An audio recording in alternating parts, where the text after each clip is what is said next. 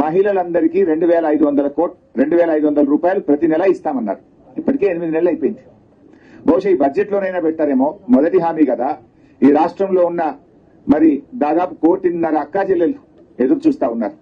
అందులో 18 ఏళ్లు దాటిన వాళ్ళు పెట్టుకున్న 1 కోటి మంది ఉంటారు. 1 కోటి మంది అక్కా చెల్లెళ్లకు శుభవార్త చెప్తారేమో అని చూస్తే నిరాశ చూపారు. ఇవాళ 8 నెలలు అయింది. 8 నెలలు లెక్క తీసినా దాదాపు వీళ్ళు ఇప్పటికే 20,000 కోట్లకు పైగా బాకీ పడ్డారు పాతది.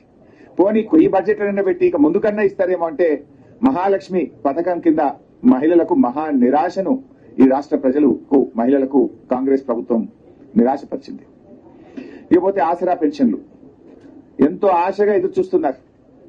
రేవంత్ రెడ్డి గారు అయితే రెచ్చిపోయి ఉపన్యాసాలు ఇచ్చాడు. అవ్వాని పెన్షన్ ఎంత వస్తుంది? 2,000.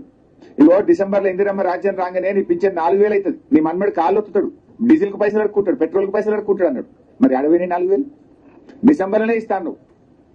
జూలై నెలలో ఉన్నాం, ఇప్పటిదాకా రాలేదు. కాంగ్రెస్ పార్టీ నాయకులు ఎన్నికల సమయంలో ఇంటికి 2 పింఛన్లు ఇస్తాం, అవ్వకిస్తాం, తాతకిస్తాం, నౌకరున్నా ఇస్తాం, కొత్త పెన్షన్లు ఇస్తాం, అర్హులందరికీ ఇస్తాం, 4,000 ఇస్తాం అని ఊదరగొట్టింది కదా. 100 రోజుల్లో ఇస్తామని బాండ్ పేపర్ మీద రాసిచ్చింది కదా. ఏమైంది మీ బడ్జెట్ లో? ఎందుకు పెట్టలేదు అని నేను అడుగుతా ఉన్నా. అంటే ఇవాళ పేదలకు మేము ప్రాధాన్యత ఇస్తాం, మాది పేదల ప్రభుత్వం అన్నారు కదా. మరి ఇంతకంటే పేదలు ఎవరు? ఆసరా పెన్షన్ అందుకునే దానికంటే ఇంకా నిరుపేదలు ఈ రాష్ట్రంలో ఎవరైనా ఉన్నారా?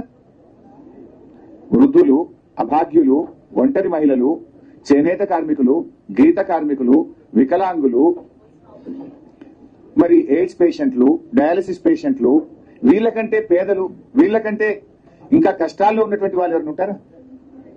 అంటే మీరు అత్యంత పేదలే వీళ్ళు. మరి మాది పేదల ప్రభుత్వము, మాది పేదలకు ప్రాధాన్యం అని చెప్పుకునే అర్హతనే మీకు లేదు. అత్యంత పేదలైన అవ్వాతాతలను, ఆసరా పెన్షన్ లబ్ధిదారులను, వితంతువులను, ఒంటరి మహిళలనే మర్చిపోయింది ఈ ప్రభుత్వం.